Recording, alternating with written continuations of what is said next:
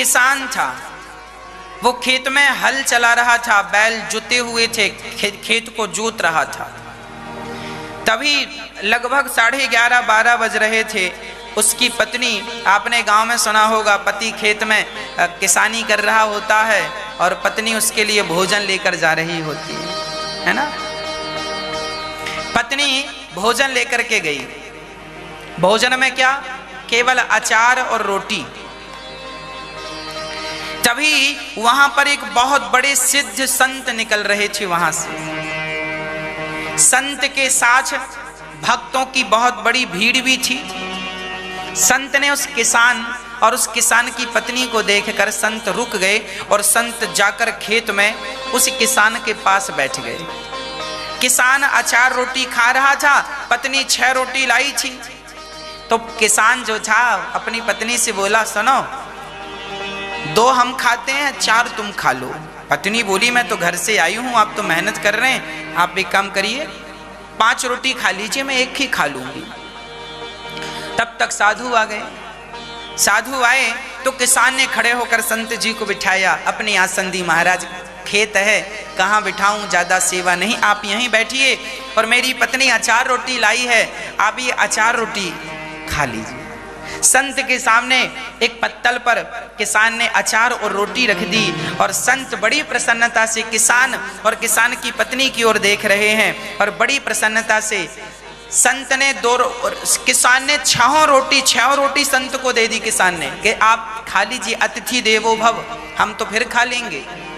तो संत ने 2 रोटियां किसान को दी और 2 रोटी उसकी पत्नी को दी और 2 खुद ली और अचार भी तोड़ करके सबको दिया।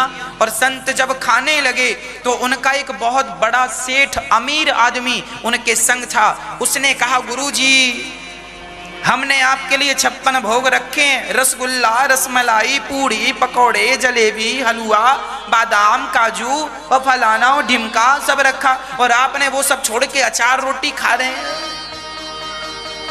तो गुरुजी ने कहा, चल, तूने भी जो लाया है सब यहाँ रख। अब वो अभिमानी सेठ जो पैसे का बड़ा घमंड लिए गुरुजी के संग चलता था, मैं कोई कम हूं क्या? उस गुरुजी के सामने अचार रोटी भी थी और दूसरी तरफ उसकी पूड़ी, कचौरी और जलेबी और रसमलाई और जमाना भर का पकवान था। तब गुरुजी ने, बड़े सिद्ध पुरुष थे, तब गुरुजी ने उस सेठ की जो रोटियां थी, पूड़ियां थी, पकौड़ियां थी, जलेबियां थी, उन्हें हाथ में दबाकर दोनों हाथ से दबाया तो उनसे रक्त की धार निकल पड़ी। संत ने उन्हें दबाया तो उन रोटियों से सेठ जी की वो अहंकार भरा व्यक्ति, उसकी रोटियों से क्या निकला? दबाने से, निचोड़ने से रक्त निकला, खून निकला। और जब किसान की रोटियां संत ने दबाई तो दूध की धार निकल पड़ी। लोग स्तब्ध रह गए, महाराज ये क्या दिखाया आपने, इसका क्या अर्थ समझे हम? तब कहा सेठ जी ने कि देख, ये जो तेरे 56 भोग है ना, ये तेरी बेईमानी के कमाए हुए 56 भोग हैं। तू बेईमानी से पैसा कमाता है, लोगों का खून निचोड़ता है ना। तू आज देख लो, आप गरीब आदमी हैं, वो कहे कि मैं बड़ा गरीब हूं, डॉक्टर साहब जरा 2 पैसे कम ले लो। डॉक्टर कहते नहीं, पैसा तो इतना ही लगेगा, फीस तो इतनी ही है। सेठ जी जरा हमारे पास पैसे कम है, जरा आटा सस्ता दे दो हमें। ना, पैसा तो इतना ही लगेगा। तुमने दूसरों की तुमने कभी उनकी पीड़ा नहीं देखी, उनका दर्द नहीं देखा। हर हाल में बस लूटते गए, गलत काम करते गए और उसी गलत काम से तुमने जो धन कमाया है, तुम्हारे बने पकवानों से देखो रक्त की धार निकल रही है। और ये किसान जो मेहनत करता है, हल चलाता है, मेहनत की रोटियां खाता है, तो भले वो बासी रोटियां हो, देखो उससे दूध निकल रहा है। मेहनत और ईमानदारी और सत्य की जो रोटियां हैं ना, वो दूध में डूबी हुई होती हैं, और पापाचार भ्रष्टाचार की जो रोटियां हैं वो रक्त में डूबी होती हैं। अब आप देख लो कि आप रक्त में डूबी हुई रोटी खाते हैं या दूध में डूबी हुई रोटियां खाते हैं। इसलिए आप अपने जीवन में अपना सत्य, अपनी ईमानदारी कभी ना छोड़िएगा।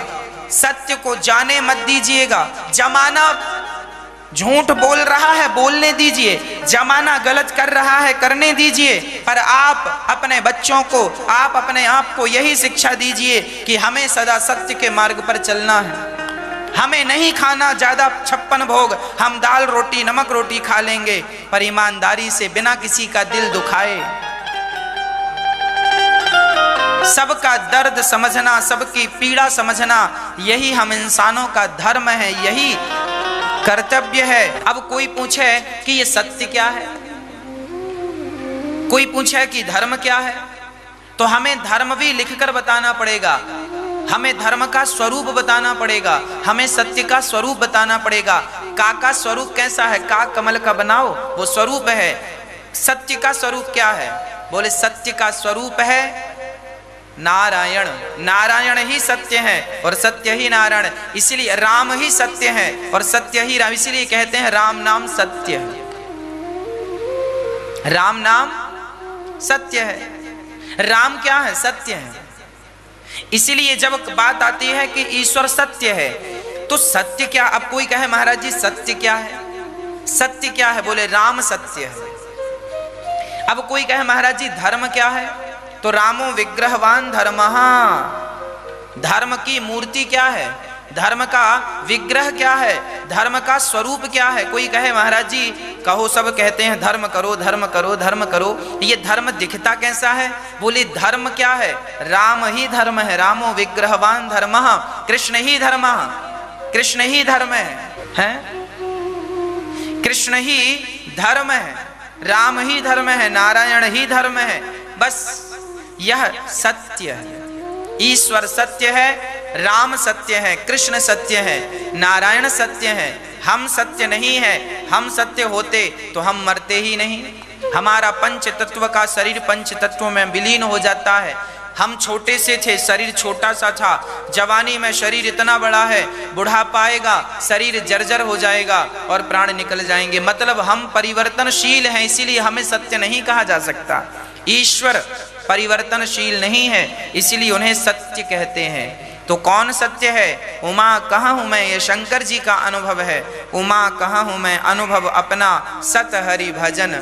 सत्य केवल भगवान और भगवान का भजन है, बाकी जगत सब सपना, ये सब स्वप्नवत है। आंख खुलते ही रात्रि का सपना टूट जाता है और आंख बंद होंगी तो ये दिन का सपना भी टूट जाएगा। रात को हमने देखा कि हम राजा बन गए सपने में, रात को हमने देखा कि हमारे पीछे शेर दौड़ रहा है, हम प्राण बचाने भाग रहे हैं, बहुत डर के मारे रो रहे हैं, अब तो मर गए अब तो मर गए। लेकिन आंख खुली तो हम तो बिस्तर में थे, कोई शेर नहीं था, कोई जंगल नहीं था, कोई डर नहीं था। डर कब तक था? जब तक सपना था। शेर कब तक था? जब तक सपना था। जंगल कब तक था? जब तक सपना था। सपना टूटा, आंख खुली तो ना शेर था, ना जंगल था, ना डर था। उसी तरह आपकी पत्नी है, पुत्र है, परिवार है, दुख है, सुख है, मोह है, ममता है, रिश्ता है, दुकान है, मकान है, प्रॉपर्टी है, बिजनेस है, ये कब तक है? जब तक आपकी आंखें खुली हैं। जरा ये आंखें बंद होने दो, आंखें बंद होंगी तो ये सब स्वप्न की तरह टूट जाएगा। आंख खुलते ही रात वाला सपना टूट जाता है मेरी माँ, और आंख बंद होते ही, आंख खुली तो रात का सपना टूटा और आंख बंद होगी तो ये दिन वाला सपना भी टूट जाएगा। ना ये सपना तुम्हारा है, ना वो रात वाला सपना तुम्हारा है। तुम्हारा क्या है? मेरे तो गिरधर गोपाल दूसरो ना कोई, मेरे सिर्फ कृष्ण है, मेरे सिर्फ कृष्ण है। जो व्यक्ति जागृत अवस्था में जान करके आप जैसे जान रहे हैं, जाग रहे हैं, देख रहे हैं, सुन रहे, आप इस अवस्था में यदि ये सत्य को पहचान गए तब तो आपकी जीत है। और आप जीते जी राम तक ना पहुंच सके, राम को ना जान सके, कृष्ण तक ना पहुंच सके, धर्म के मार्ग पर ना चल सके, तो हमारा जीना मरना दोनों व्यर्थ हो गया। इसीलिए ज्यादा यहां वहां भटकने की जरूरत नहीं है। सीधा सीधा चलोगे, कम समय में मंजिल मिल जाएगी। एक किसान का खेत पास में ही था। उस किसान के पास एक कुत्ता था और एक खरगोश था। दोनों को किसान बड़ा प्यार करता था, दोनों को खेत ले जाता था। एक दिन घर में कोई मेहमान आया तो घर से ही पत्नी ने आवाज लगाई, अरे अजी सुनते हो, घर में मेहमान आए हैं। तो खेत जरा पास में ही था, आवाज चली जाती थी तो वो पति वहां से आया, और जब आया तो संग में अपने कुत्ते और खरगोश दोनों को लाया। खरगोश तो किसान के साथ साथ चल रहा था बिल्कुल सीधा, और जो कुत्ता था वो कुत्ता 4 कदम इसके साथ चले, फिर वो दौड़ करके दूसरी मेड़ में चला जाए, दूसरे खेत में चला जाए, वहां से कोई कुत्ता भौंके तो उसके पास चला जाए, फिर आ जाए, फिर चलने लगे, फिर वो इस तरफ चला जाए। आपने देखा होगा कुत्ता थोड़ी देर में यहाँ भागता है, कुत्ता थोड़ी देर में यहाँ, जहां से उसे आवाज सुनाई पड़ती उसी तरफ भाग जा, किसी ने भौंकी अब उसी तरफ भागता। किसान घर पहुंचा तो देखता क्या है कि कुत्ता हाँफ रहा था, कुत्ता हाँफ रहा था, थका हुआ था, जबकि खरगोश बिल्कुल शांत चित्त से था, कोई थकावट नहीं थी, बड़ा प्रसन्न था। तो मेहमान ने पूछ लिया किसान से, क्यों जी, क्या खेत दूर था? बोले ना, खेत तो ये पास में है। अरे जब खेत पास में था तो ये कुत्ता थक क्यों गया और ये खरगोश थका क्यों नहीं? तब किसान ने कहा, ये खरगोश सीधा मेरे साथ आया है, सीधा सीधा, और ये कुत्ता यहाँ वहाँ आया, वहीं पहुंचा वहीं, पर यूं यूं भागता हुआ आया तो थकावट ज्यादा हो गई। बस यही हाल है, परमात्मा तक पहुंचना है तो सिंपल सीधा भगवान का नाम पकड़ो, सिंपल पहुंच जाओ। और कुत्ते की तरह थोड़ा यहाँ मुंह मार लिया, थोड़ा यहाँ मुंह मार लिया, यूं यूं भागा, यूं यूं भागा, तो क्या हुआ? थकावट हो गई। आज व्यक्ति कहता है ना, हम बड़े परेशान हैं, इसीलिए परेशान हैं क्योंकि आपकी 1000 इच्छा हैं। कुत्ता थोड़ी में यहाँ भागता है, थोड़ी में यहाँ। आज का व्यक्ति भी कुछ ऐसा ही है, थोड़ी में यहाँ भागेगा, थोड़ी में यहाँ भागे, निर्णय नहीं कर पाता कि कहाँ जाना। उससे कहा जाए कि तू राम राम जप, तो वो संदेह करता है, अरे भगवान तो है ही नहीं, भगवान पे संदेह कर लेता है। थोड़ी देर में वो फिल्मी दुनिया में जाना चाहता है, फिर थोड़ी देर बाद वो कॉमेडियन बनना चाहता है, फिर थोड़ी देर बाद सोचता है कि मेरे पास जमीन जायदाद होती तो अच्छा किसानी कर लेता, थोड़ी देर बाद सोचता है यार ये प्रॉपर्टी डीलर बड़े अच्छे होते हैं, कुछ प्रॉपर्टी का काम कर लेता। आदमी एक है पर सब प्रकार का सोचता है, निर्णय कहीं नहीं होता उसका कि करना क्या है। मतलब यहाँ भी वहां भी यहाँ, ये क्या हुआ? इससे व्यक्ति थक जाता है। कई बार केवल थकता नहीं है, कई बार तो कुत्ता इतनी दूर निकल गया कि अपना रास्ता ही भूल गया। अर्थात कई बार हम संसार में इतने उलझ जाते हैं, परिवार में, पुत्र में, मेरा मेरी में, अहंकार में, कि जिस मार्ग पर चल रहे थे, ईश्वर को प्राप्त करने आए थे, वो मार्ग ही भूल गया। कई लोग भूले पड़े हैं, संसार को अपना माई बाप समझे हैं और भगवान को भूल गए हैं। उनका तो बड़ा नुकसान है। आए थे हरि भजन को, औंटन लगे कपास। घर त्यागा था भगवान की प्राप्ति के लिए, घर छोड़ा था भगवान की प्राप्ति के लिए, पर फिर भी ममता यहाँ वहाँ लग गई, मोह यहाँ वहाँ हो गया और रास्ते से भटक गए। इसीलिए भगवान से यही प्रार्थना करना चाहिए कि हे नाथ, मैं आपको कभी भूलूं नहीं, हे श्याम सुंदर, मैं आपको कभी भूलूं नहीं। सब प्रकार हम लोग लग जाते हैं, हम लोगों के अंदर धैर्य नहीं है, हम लोगों के अंदर सहनशीलता नहीं है। इसीलिए व्यक्ति आज का बड़ा दुखी है, बड़ा परेशान है। ईश्वर सत्य है, इसीलिए कहता हूं संसार से नाता तोड़कर गोविंद से नाता जोड़ लो। नाता एक राम जी से, दूजा नाता छोड़ दे, आशा एक राम जी की, दूजी आशा छोड़ दे। नाता एक राम जी से, दूजा नाता तोड़ दे, आशा एक राम जी की, दूजी आशा छोड़ दे। ईश्वर सत्य है, केवल सत्य नहीं है, चित्त।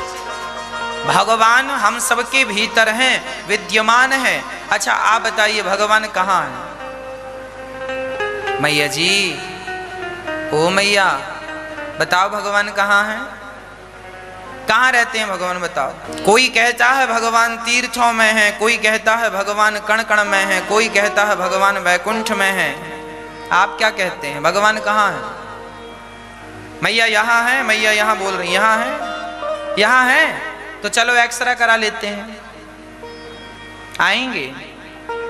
हाँ, लोग कहते हैं भगवान हृदय में है, लोग कहते हैं भगवान तीर्थों में है, पर सुनिएगा ये दास कहता है ना तो भगवान हृदय में है, ना तो भगवान तीर्थों में है, ना तो भगवान वैकुंठ में है, ना तो भगवान कण कण में है। फिर भगवान कहाँ है? बोले भगवान भक्त के विश्वास में है। यदि विश्वास है तो भगवान सामने हैं, और विश्वास नहीं है तो सिवाय पत्थर की मूर्ति के कुछ नहीं है। मानो तो मैं गंगा माँ हूं, ना मानो तो बहता पानी। अरे भाई, विश्वास है तो भगवान है, और विश्वास नहीं है तो क्या है, कहाँ है भगवान। इसीलिए सबसे जरूरी है कि आपका विश्वास पक्का होना चाहिए। मंत्र जाप मम दृढ़ विश्वासा, पंचम भजन सुवेद प्रकाशा। भगवान की भक्ति क्या है। अरे भाई, राधा रमण जी, राधा वल्लभ जी और बिहारी जी वृंदावन में, ये बिहारी जी भगवान हैं। बताओ किन के लिए। बिहारी जी भगवान हैं किन के लिए, जिनको विश्वास है, और जिनको विश्वास नहीं है उनके लिए मात्र मूर्ति है। जगन्नाथ जी भगवान हैं किसके लिए, जिनको विश्वास है, नहीं तो फिर मूर्ति है। द्वारिकाधीश जी भगवान हैं किसके लिए, जिनको विश्वास है, नहीं है तो मूर्ति है। तो भगवान कहाँ हैं, ईश्वर विश्वास में। इसीलिए भगवान में कुछ हो ना हो, आपके हाथ में नारियल हो ना हो, अगरबत्ती हो ना हो, धूप बत्ती हो ना हो, पुष्प हो ना हो, पैसा हो ना हो, पर विश्वास जरूर होना चाहिए। विश्वास है तो विश्वासो ही फलदायक। भगवान कहते हैं यदि विश्वास है तो मुझे प्राप्त करके ही रहेगा, मैं वही हूं जहां विश्वास है। इसीलिए भगवान से क्या होना चाहिए, भगवान में क्या होना चाहिए। मंत्र जाप मम दृढ़ विश्वासा, पंचम भजन सो वेद प्रकाशा। जहां विश्वास है वहां ईश्वर है। इसीलिए भगवान चित स्वरूप है, भगवान सबके भीतर उपस्थित हैं, सबके भीतर विद्यमान हैं। हाँ, ना मूरत में, ना तीरथ में, ना कोई निज निवास में, मुझको कहाँ तू ढूंढे बंदे, मैं तेरे विश्वास में। कहाँ है भगवान। चार दीवारी बना के उसमें ना मुझको महफूज करो, हर पल तेरे साथ खड़ा मैं, मुझको जरा महसूस करो। ना मंदिर में, ना मस्जिद में, ना काशी कैलाश में, मुझको कहाँ तू ढूंढे बंदे, मैं तेरे विश्वास में। मैं नहीं कहता मौन रहो तुम, मैं नहीं कहता शोर करो, अपना ज्ञान किनारे रख कर मेरी बात पे गौर करो। ना जप तप में, ना पूजा में, ना व्रत और उपवास में, मुझको कहाँ तू ढूंढे बंदे, मैं तेरे विश्वास में। भगवान कहाँ है। यदि विश्वास है तो आपका तीर्थ, आपका व्रत उपवास भी सफल है, और विश्वास नहीं है और फिर व्रत उपवास भी चल रहा है तो उसका अर्थ क्या है। इसीलिए मैं नहीं कहता मौन रहो, भगवान थोड़ी कहते तुम मौन रहो, और भगवान थोड़ी कहते तुम हल्ला करो, शोर मचाओ।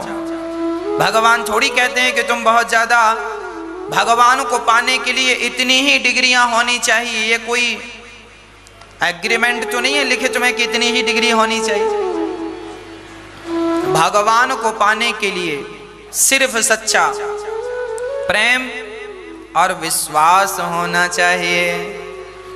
मुझ में तो अभिमान है तुमको, तुम में मैं अभिमान करूं, हारे के साथी बन जाओ, मुझ में मैं मुझकी अब भगवान कहते हैं कि आप किसी का सहयोग कीजिए, कहीं किसी का सहारा बन जाइए, तो जिसका आप सहयोग कर रहे हैं आप ये ना सोचिए कि वो व्यक्ति का सहयोग है, आप उस व्यक्ति में ही मेरा दर्शन कीजिए ना, आदत बनाइए करने की।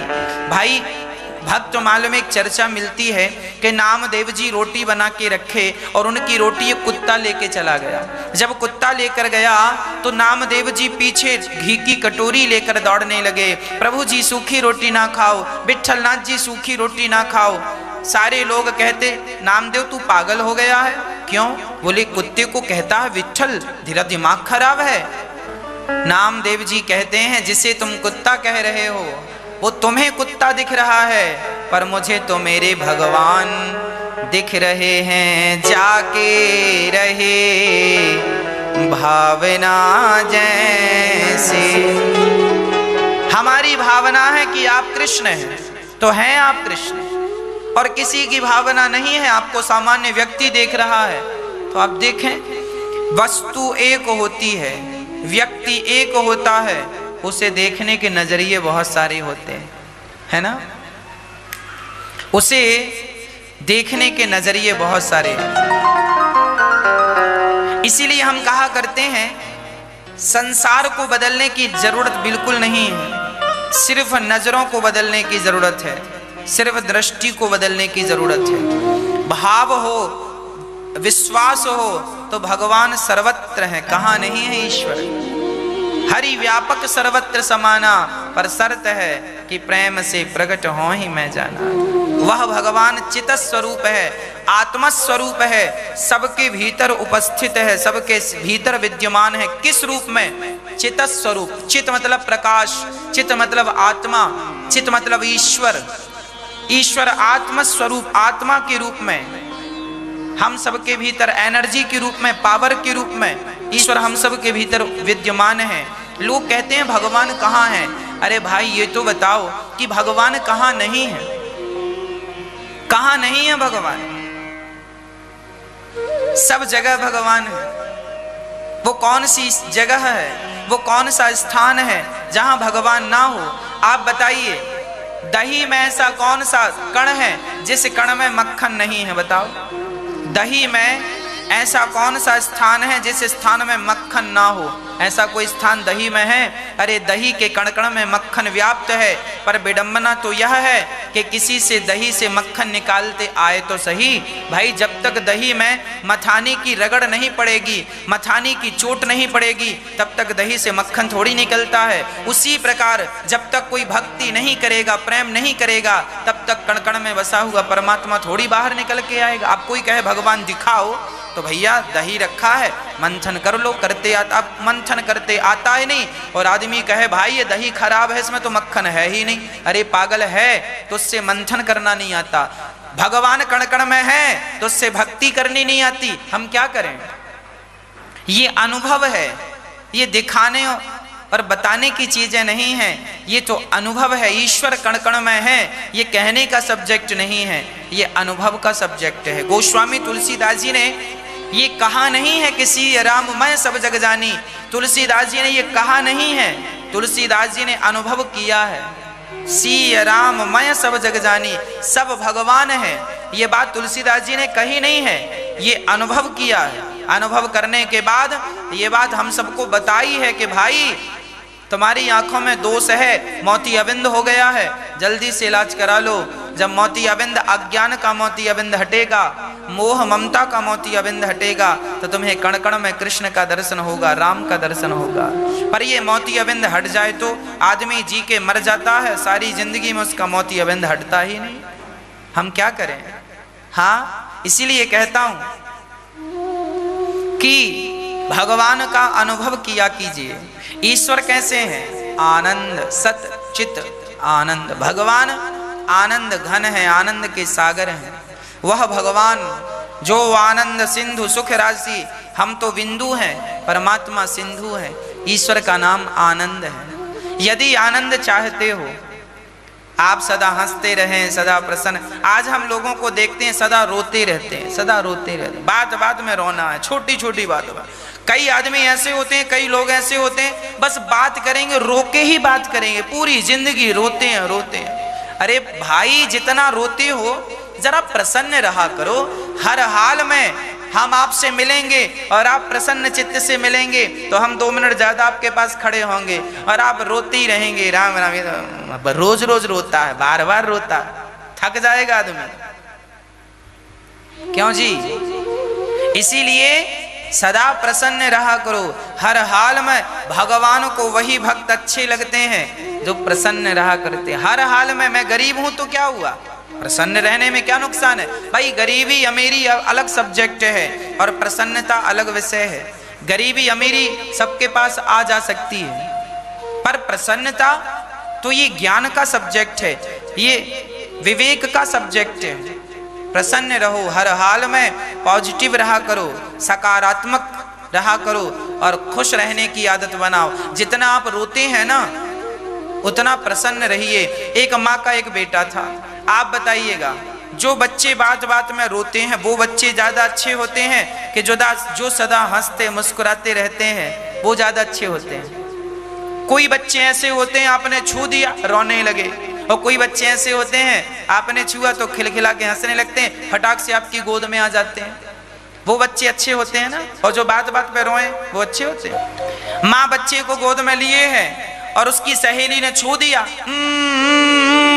रोने लगा। माँ बोली अरे रुक जा मत रो, ये टॉफी ले ले, ये खिलौने, फिर भी रो रहा। मम्मी को लगा मेरी बेइज्जती करा रहा, सखियों के सामने रो रहा। छूने 1-2 थप्पड़ दिया पलट के, ले उतार दिया गोद से। रोता तो और रो, और रोना तो है ही, और रो।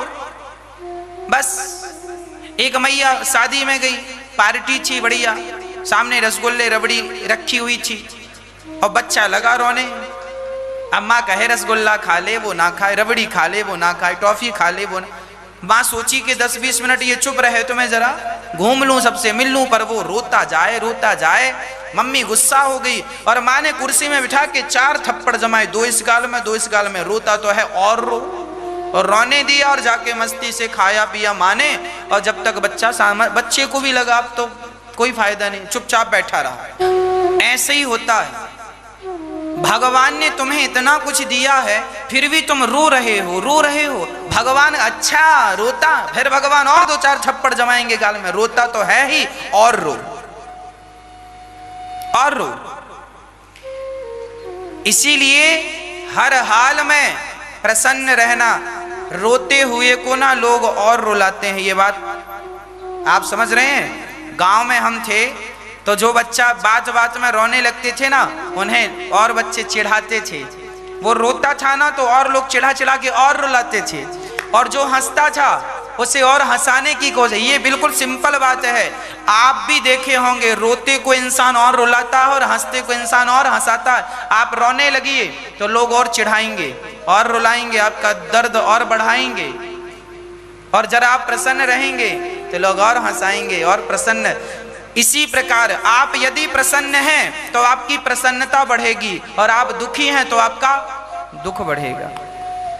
इसीलिए हर हाल में पत्नी अच्छी है तो भी प्रसन्न, पत्नी बुरी है तो भी प्रसन्न, बेटा अच्छा है तो भी प्रसन्न, बेटा बुरा है तो भी प्रसन्न, हालात अच्छे हैं तो भी प्रसन्न, हालात बुरे हैं तो भी प्रसन्न। प्रसन्न रहोगे तो प्रसन्नता बढ़ेगी, और दुखी रहोगे तो दुख ही बढ़ेगा। आप क्या बढ़ाना चाहते हैं, मर्जी आपकी। बाद में आदमी दोष देता है, भगवान तूने दुख दिया। अरे भगवान कोई दुश्मन थोड़ी है कि भगवान ने दुख दिया, आप ही बात बात में रोते हैं, हम क्या करें। इसीलिए हर हाल में प्रसन्न रहने की आदत बनाओ, हर हाल में खुश रहो। जैसे रखें राम जी रहना चाहिए, और सीताराम सीताराम कहना चाहिए। हर हाल में जो होना है वो होके रहेगा, ना तुम्हारी करने से। सूर्य भगवान पूर्व दिशा से निकलते हैं, कल भी वहीं से निकले थे, आज भी वहीं से। कल कहाँ से निकलेंगे? हाँ, पूरब से निकलेंगे ना कल। आप लोग कुछ कर सकते हैं, पश्चिम से करा सकते हैं, है कोई सोर्स वगैरह? करा दीजिए। जो हो रहा है क्या उसे आप बदल सकते हैं? जनवरी के बाद कौन सा महीना आएगा? फरवरी। अब आप कहें ना साहब एक इस बार ऐसा करो कि जनवरी के बाद सीधा जुलाई आ जाए, तो क्या पॉसिबल है? अरे जो सिस्टम है वो होगा, संडे के बाद मंडे ही आएगा, है ना, रविवार के बाद सोमवार ही आएगा, सोमवार के बाद मंगलवार ही आएगा। ये प्रकृति है। आप यदि आज सुखी हैं तो कल दुख आएगा, तैयार रहिएगा। आज सुखी हैं तो प्रसन्न है ना, कल दुख आएगा तो भी ऐसे ही रहिएगा, ही प्रसन्न रहिएगा, क्योंकि कल रोने मत लगिएगा। पहले से कमर कस के चलो, कल दुख आएगा। दिन है तो रात आएगी, और रात है, रात यदि अमावस्या की अंधकार से भरी है तो पूर्णिमा की रात भी आएगी जो प्रकाश से भरी होगी, और प्रकाश से भरी रात है तो एक दिन अंधकार से भरी रात जरूर आएगी। ये प्रकृति है, सिस्टम है, आता जाता है। आप और हम रोते हैं, महाराज जी हम बड़े दुखी हैं। क्यों? तुम्हें पता नहीं था कि दुख आने वाला है? था पता, पर तुम कमर नहीं किसी कसे तो अब रो। क्या उपाय है? रोते रहो। क्या तुम्हें पता नहीं था कि हम मरेंगे एक दिन? अब फलाना मर गया, लगे रोने। क्यों रो रहे हो भैया? तुम्हें पता नहीं था मरेगा? एक 100 साल का आदमी मर गया, अब घर वाले रो रहे हैं, बुलाया हमने, यहाँ आओ। क्यों रो रहे हो? बोले दादाजी मर गए। हमने कहा कितने साल के थे? बोले 100 साल के। हमने कहा क्या चाहते हो? 100 साल और जिंदा रहे। करोगे क्या उसका? मर गया ठीक है, क्या तुम नहीं मरोगे? जबरदस्ती आदमी रोता है, जबरदस्ती आंखें फोड़ता है, रो रो के रो रो के रो। अरे हर हाल में प्रसन्न। क्या तुम्हें पता नहीं है कि जो हो रहा है वो होके ही रहे? होनी तो होके ही रहे, अनहोनी ना होए। महाभारत का युद्ध होना था, भगवान श्री कृष्ण भी गए थे शांति दूत बनकर, क्या होनी को रोक सके? माता सती भगवान शंकर की पत्नी थी। माता सती को लाख समझाया था, राम जी की परीक्षा ना लो, परीक्षा ना लो। गई और माता सती ने सीता का रूप बना के परीक्षा ली, और परिणाम क्या हुआ? दक्ष के यज्ञ में जाकर माता सती को जलकर भस्म होना पड़ा। फिर जो होना है वो होके रहेगा। इसीलिए सुख दुख मेरे वश का नहीं है, हानि लाभ मेरे वश की नहीं है, पर प्रसन्नता मेरे वश की है। इसीलिए मैं हैप्पी, हर हाल में प्रसन्न रहूं, हर हाल में मुस्कुराऊं। बस जो दिया है विधाता ने उसका थैंक यू, उसका धन्यवाद कहूं, और सदा गोविंद को याद करूं। सदा पर मैं परमात्मा का हूं, मैं ईश्वर का हूं। बस जैसे जाहि विधि रखे राम ताहि विधि रहिए। हर हाल में प्रसन्न रहा करिए। रोने से कुछ नहीं होगा। आज तुम रो रहे हो ना, ये मत भूलो कि हमें भी एक दिन जाना है। इसीलिए ये परमात्मा की खेती है, आना जाना, जन्म मृत्यु सब। आप सब, ऐसा कुछ नहीं है कि आप कुछ नहीं जानते, आप सब जानते हैं। आप सब जानते हैं। आपका सोचा हुआ कुछ नहीं होता, होता है? फिर काहे सोचते हो? आदमी सोच रहा है, जबरदस्ती सोच सोच के रो रहा। तुम्हारे वश में क्या है भाई? तुम्हारे हाथ में क्या है? इसीलिए केवल परमात्मा का चिंतन हमारे हाथ में है। भगवत चिंतन करें, आत्म कल्याण। ईश्वर आनंद स्वरूप। इसीलिए हमें हर हाल में कैसे रहना है? प्रसन्न रहना है। हमें हर हाल में खुश रहना है। भगवान राम मंदिर में बैठकर मुस्कुरा रहे हैं। भगवान श्री कृष्ण मंदिरों में, आप कोई भी मंदिर जाइए, कोई भी प्रतिमा देखिए, परमात्मा का हर विग्रह मुस्कुरा रहा है। क्यों? क्योंकि भगवान, किसी ने हमसे कहा कि भगवान इतना मुस्कुरा क्यों रहे हैं? हमने कहा भगवान कह रहे हैं कि तुम बेवकूफ हो। बोला क्यों? हमने कहा भगवान इसीलिए मुस्कुरा रहे हैं कि व्यक्ति कहता है मेरे मन का हो जाए, मेरे मन का हो जाए। भगवान तुम्हें देख देख कर मुस्कुरा रहे हैं कि पगले तू लगा ले जोर, तू मन मन का करना चाहता है ना, तेरी मेहनत तो जाएगी पर होगा वही जो मैं चाहूंगा। इसलिए भगवान मुस्कुरा रहे हैं। इसीलिए आप भी भगवान की मुस्कुराहट में जरा अपनी मुस्कुराहट मिला दीजिए, और भगवान की मर्जी में जरा अपनी मर्जी मिला दीजिए। तो फिर जैसे भगवान 24 घंटे मुस्कुराते हैं ना, आप और हम भी 24 घंटे मुस्कुराएंगे। बेडंबना तो यह है कि हम भगवान के विपरीत जाना चाहते हैं। अब अभी रात्रि आने वाली है, अभी 3:30 बजा है, अभी 6 बजेगा, फिर रात हो जाएगी। अब आप कहें महाराज आज तो दिन बहुत अच्छा लग रहा, रात हो ही ना, तो ये तो ईश्वर के विपरीत हो गया। भाई रात तो आएगी, अब आप कह रहे हैं हो ही ना, ये कैसे पॉसिबल है? इसीलिए परमात्मा की मर्जी में अपनी मर्जी मिलाओगे, सदा प्रसन्न रहोगे, और उनसे विपरीत रहोगे तो सदा रोते और दुखी ही रहोगे। भगवान हर हाल में प्रसन्न रहते हैं।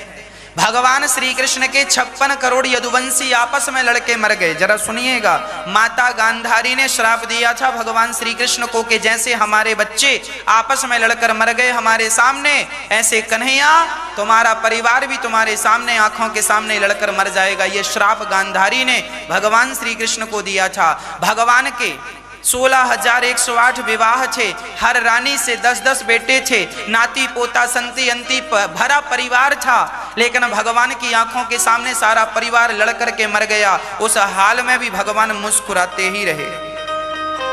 भगवान रोए नहीं कि मेरा बेटा मर गया, मेरा ये चला गया, मेरा वो, क्योंकि वो भगवान जानते हैं कि ये धरती नश्वर है, इस धरती में जो आया है वो परिवर्तनशील है। इस धरती में कोई भी आ जाए उसे इस धरती के हिसाब से चलना ही पड़ेगा।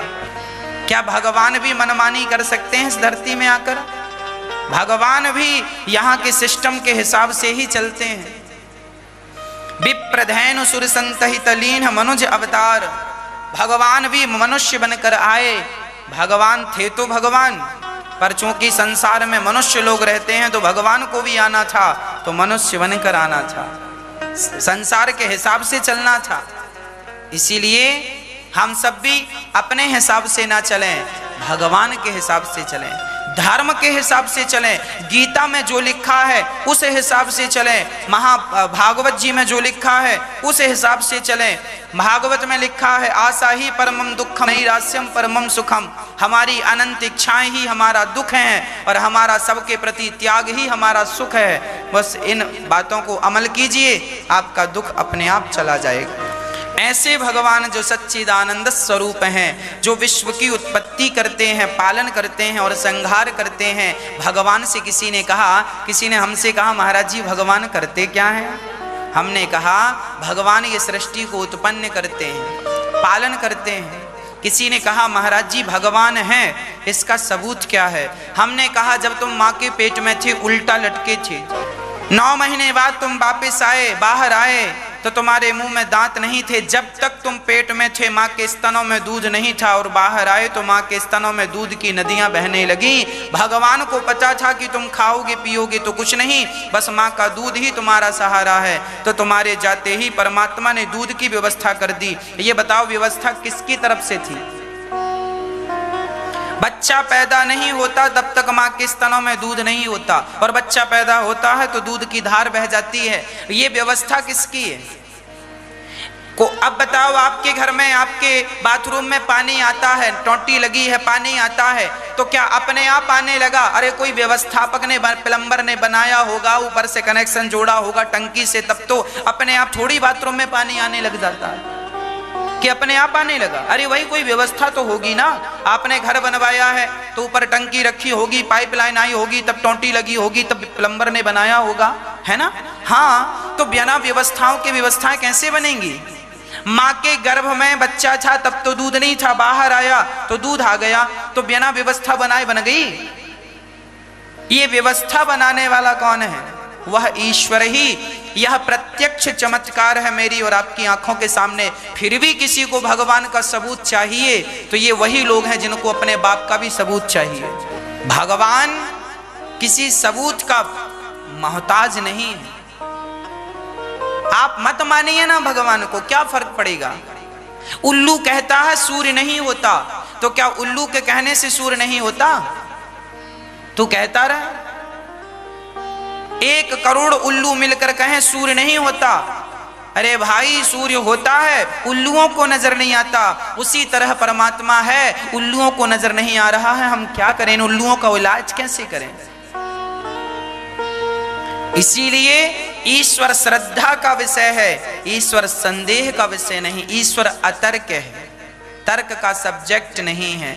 इसीलिए वह परमात्मा यदि कोई सबूत मांगता है तो माँ के गर्भ में जब दांत न थे तब दूध दियो, अब दूध दियो तो को अन्न भी दे हैं। जल में थल में पशु पक्षिन की सबकी सुधि लेते हैं, तेरहू ले हैं। जान को देते अजान को देते, जहान को देते वो तो को भी दे हैं। रे मन मूर्ख सोच करे क्यों, सोच करे कछु हाथ न आई है। यदि भगवान ने सही वक्त पर आपको संसार में भेजा, माँ के पेट में थे, झिल्ली में लिपटे थे, पानी भरा था माँ के गर्भ में, तुम पानी में 9 महीने तक पड़े रहे, उल्टा लटके रहे।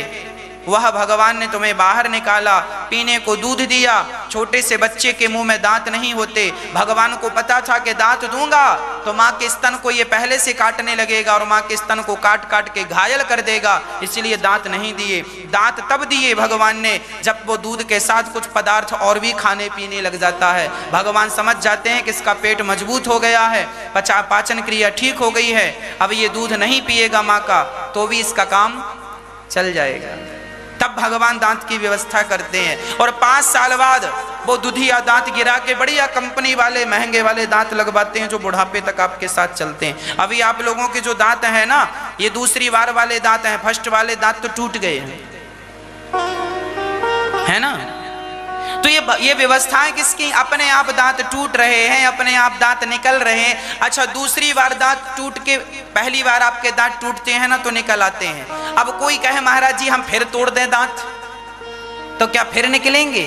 ना, एक के साथ एक ही फ्री है, 2 फ्री नहीं है। एक के साथ एक फ्री है, एक के साथ 2 फ्री नहीं है। एक बार तुम्हारे दांत टूटेंगे दुधिया वाले बचपन के तो दोबारा आएंगे, दोबारा के टूटेंगे तो फिर बिना दांत की रहो। एक के साथ एक ही फ्री है, ये व्यवस्था ईश्वर की है। कितने सबूत हैं ईश्वर को सिद्ध करने के लिए, पर उन्हीं के लिए सबूत भी हैं जो माने ही ना उसके लिए सबूत भी क्या करेगा। इसीलिए परमात्मा ये सारा संसार चला रहे हैं, विश्व की उत्पत्ति पालन और संहार कर रहे हैं। भगवान करते क्या हैं? तापत्रय विनाशाय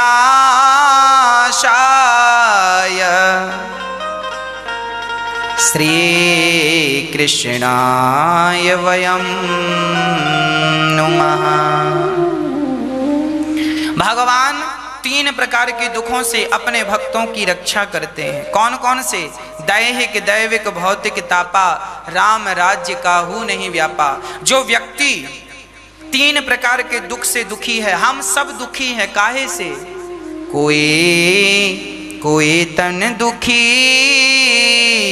कोई मन दुखी,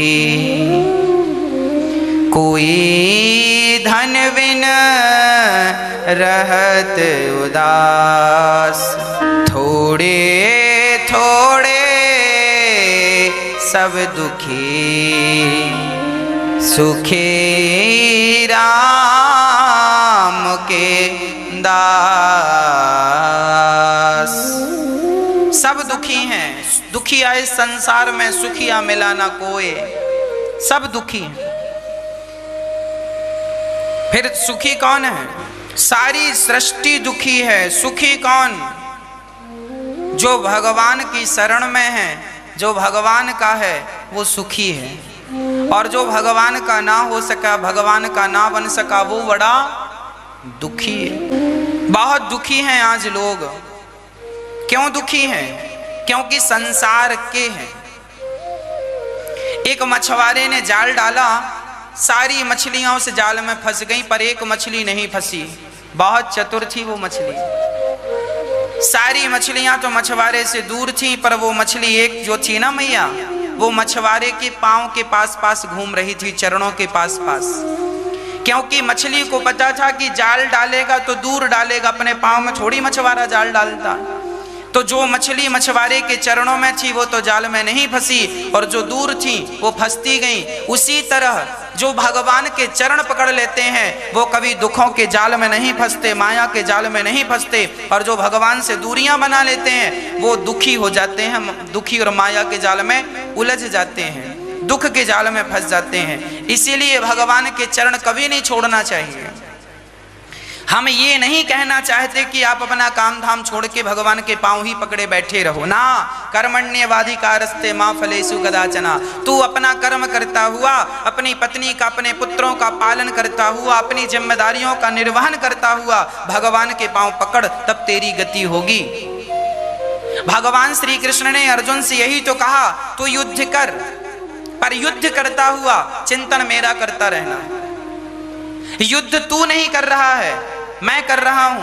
ये सब जिंदा नहीं है जिन पर तू बाण चलाएगा, सब मुर्दे हैं। मैं ही सब कर रहा हूं, पर तू कर्म, तुझे बाण तुझे चला, मैं सपोर्ट पूरा करूंगा पर बाण तुझे चला। तू कर्म कर, मैं तेरे संग खड़ा हूं। कर्म करना, मेहनत करना, पैसा कमाओ, दुकान चलाओ, बिजनेस करो, खूब पैसा कमाओ और पैसा कमा के अपने धन को धर्म से जोड़ो। मैं कभी ये नहीं कहता कि आप पैसे ना कमाओ, मैं कभी ये नहीं कहता कि आप बाबा जी बन जाओ, मैं कभी ये नहीं कहता कि घर परिवार छोड़ के जंगल में चले जाओ। जंगल में करोगे क्या, तुम खुद भी क्या खाओगे। इसीलिए कहता हूं खूब पैसा कमाओ ईमानदारी से और कमा के उस धन से धर्म करो। धर्म करने में बड़ा सुख है। आपको बताऊं, सुबह जब हम अन्न क्षेत्र बांटते हैं ना, यहाँ गौरी गोपाल अन्न क्षेत्र, हजारों संत भोजन करते हैं। आज सुबह सुबह जो गरीब से गरीब तबके का व्यक्ति था, आज सबके घर जा जा के राशन बांटा गया। आज दास अनिरुद्ध ने अपने हाथ से राशन बांटा, मुझे बड़ा सुख मिलता है। क्या बताऊं, दूसरों का दुख जब हम दूर करने का प्रयास करते हैं तो दूसरों का दुख दूर हो ना हो, आप जब दूसरों का दुख दूर करने का सोचते हैं तो ईश्वर आपका दुख जरूर दूर कर देते हैं। जब आप किसी को हंसाने की कोशिश करते हैं, जब आप किसी को प्रसन्न करने की कोशिश करते हैं तो ईश्वर अपने आप आपको प्रसन्न कर देते हैं। आज झुग्गी झोपड़ियों में जा जा करके राशन, दाल, चावल, शक्कर और आटा इत्यादि जो थी सब जा जा करके आज झोपड़पट्टियों में सबकी सेवा की गई, दिया गया। कहने का तात्पर्य यह है, जब हम किसी का सहयोग करते हैं, जब हम किसी की सेवा करते हैं, जब उनके हृदय में खुशी होती है तो उनकी खुशी से हम खुश हो जाते हैं। यह हमारी भी खुशी है, यह हमारी भी प्रसन्नता है। इसीलिए आप दूसरों की सेवा कीजिए, अपने आप प्रसन्न हो जाएंगे। इसीलिए आप दूसरों की सेवा कर सकें, इसके लिए धन होना चाहिए कि नहीं। इसीलिए धन बहुत कमाना चाहिए, अपने आप को बहुत सफल बनाना चाहिए। हाँ, पर धन ईमानदारी से कमाया जाए, बेईमानी से नहीं। ईमानदारी से धन कमाओ और समाज की सेवा करो। यही भक्ति है, यही धर्म है और यही सत्य। इसी रास्ते पर, मार्ग पर हम सभी को चलना चाहिए। इसीलिए भगवान कहते हैं, तू धर्म की ओर चल, मैं तेरे संग खड़ा हूं। तू सेवा कर, मैं तेरे साथ खड़ा हूं। तू अपना हाथ परोपकार में बढ़ा, मैं खड़ा हूं। प्रिय भक्तों, हम सारे संसार के लोगों का दुख दूर तो नहीं कर सकते, पर जितनों का करने लायक विधाता ने बनाया है उतना को तो करें।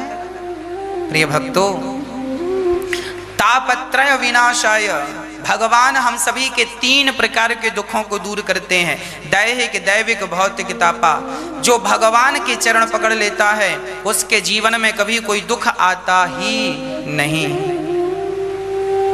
ऐसे भगवान को हम मतलब राधा सहित श्री कृष्ण भगवान को हम नमस्कार करते हैं। श्री कृष्ण भगवान के चरणों को, श्री राधा कृष्ण के श्री चरणों को हम अपने हृदय में स्थापित करते हैं, उनका पावन ध्यान करते हैं। श्री राधा रानी और श्री श्याम सुंदर को अपने हृदय में सदा सदा के लिए बसाते हैं।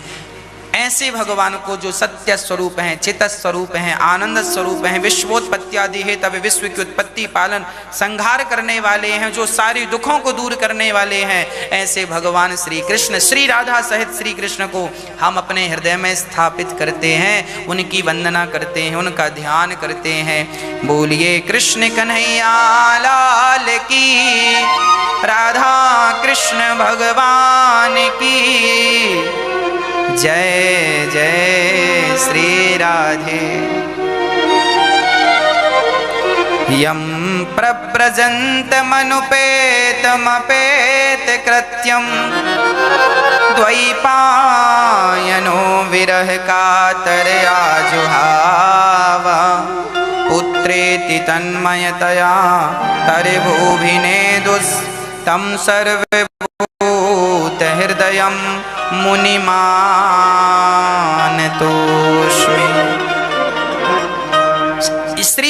श्री सुखदेव भगवान का जन्म हुआ और जन्म लेते ही जब वो सन्यास लेने चल पड़े तो उनके पिता ने वेद व्यास जी ने कहा पुत्र पुत्र। तभी वृक्षों से आवाज आई,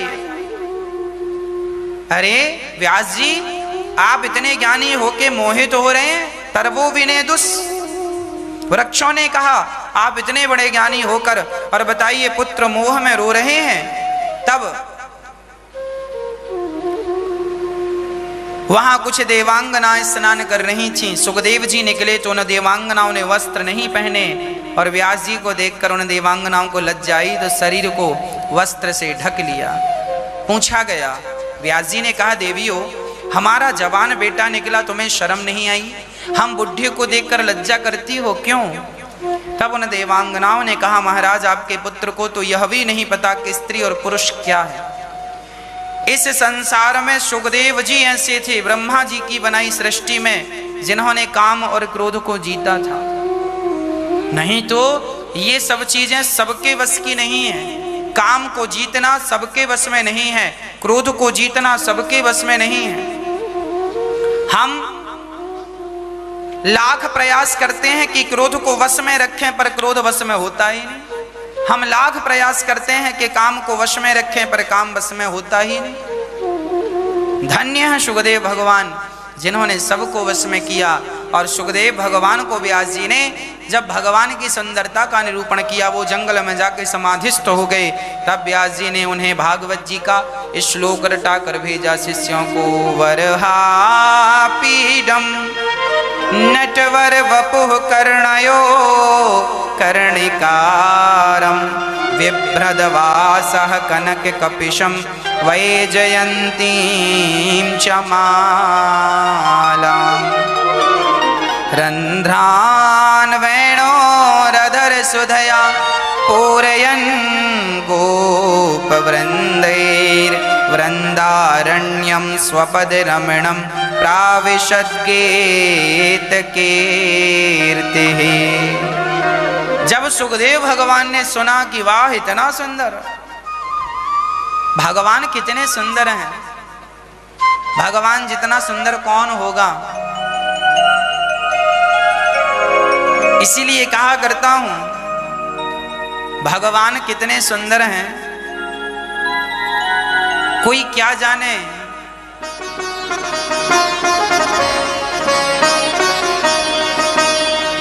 भगवान सबसे सुंदर हैं। सुखदेव भगवान का ध्यान खुल गया जब वर्णन हुआ भगवान की आंखें ऐसी हैं, भगवान के गाल ऐसे हैं, भगवान के अधर ऐसे हैं। सुखदेव जी का ध्यान खुला, इतना सुंदर। तब फिर आंखें बंद हो गई। अच्छा होगा कोई सुंदर, सुंदर से हमें क्या करना। तब सुखदेव जी का ध्यान लग गया। तब व्यास जी को बताया शिष्यों ने आपके पुत्र ने समाधि तो खोली भगवान की सुंदरता सुनकर, पर उन्हें लगा कोई पुरुष होगा सामान्य। तब व्यास जी ने भागवत का दूसरा श्लोक शिष्यों को रटा कर भेजा। अहोवकेयं स्तनकालिकोटं जिघांसया पाययदाप्यसाध्वी लेभे गतिं धात्रिचितां ततोऽन्यं अम्बा दयालुं शरणं व्रजेम। भगवान कितने दया, अभी तो सुंदरता का निरूपण हुआ, अब भगवान की दयालुता का निरूपण हो रहा। भगवान कितने केवल स्वरूप के सुंदर नहीं हैं, भगवान स्वभाव के भी सुंदर हैं। आज जिसका स्वरूप अच्छा है जरूरी नहीं है कि उसका स्वभाव भी अच्छा हो, परंतु भगवान का स्वरूप और स्वभाव दोनों ही अच्छा है। क्या अच्छा है? कोई भगवान को कोई भगवान को जाने तो पता चले। अहोवकीयम, बकासुर की बहन बकी पूतना भगवान को मारने आई स्तनों में जहर भर के, और भगवान ने उसका भी उद्धार कर दिया। श्री अब आइए ऐसे सुखदेव भगवान के पावन चरणों में हृदय में उनका स्थान देते हुए, उनके चरणों की वंदना करते हुए, उनके चरणों की धूली मस्तक पर रखते हुए नैमिषारण्य चलते हैं, जहां 88,000 संत उपस्थित हैं। 88,000 संतों के बीच में कौन आए? सूत जी महाराज। जैसे ही सूत जी महाराज आए, शौनक आदि ऋषियों ने प्रश्न कर दिया, महाराज भक्ति ज्ञान विरागाप्तो विवेको वर्धते महान, माया मोह निराशश्च वैष्णवै क्रियते कथम। ऐसी कथा सुनाइए कि हमारी भक्ति बढ़े, ज्ञान बढ़े और वैराग्य बढ़ जाए। ऐसी कथा सुनाइए कि हमारी भक्ति बढ़े। सूत जी महाराज ने कहा, ऐसी कथा क्यों सुनना चाहते हैं? बोले हमें ऐसी कथा इसलिए सुनाइए क्योंकि हम एह घोरे कलो प्रायो जीवश्चासुरतां गतः, क्लेशाक्रान्तस्य तस्यैव शोधने किं पराय। आज पूज्य श्री अनिरुद्धाचार्य जी महाराज ने हम सभी लोगों को बहुत ही उत्तम एवं शिक्षाप्रद कथा सुनाई है। आशा करता हूँ कि इस शिक्षाप्रद कथा से हम सभी लोग कुछ न कुछ शिक्षा अवश्य ग्रहण करेंगे और अपने जीवन को सुखी और सात्विक बनाने का प्रयास करेंगे। मित्रों, अगर आपको यह शिक्षाप्रद कथा पसंद आई हो तो वीडियो को लाइक करें और अधिक से अधिक लोगों को शेयर भी करें, जिससे और भी लोग महाराज जी की इस शिक्षाप्रद कथा से शिक्षा लेकर अपने जीवन को सुखी बना सकें। मित्रों, अगर आपने अभी तक हमारे चैनल को सब्सक्राइब नहीं किया है तो हमारे चैनल को तुरंत सब्सक्राइब भी कर लें, जिससे आपको नोटिफिकेशन के माध्यम से महाराज जी के शिक्षाप्रद कथा तुरंत प्राप्त हो सकें। मित्रों, तो कल फिर किसी शिक्षाप्रद कथा के साथ आप लोगों के समक्ष प्रस्तुत होंगे। तब तक के लिए जय श्री राधे।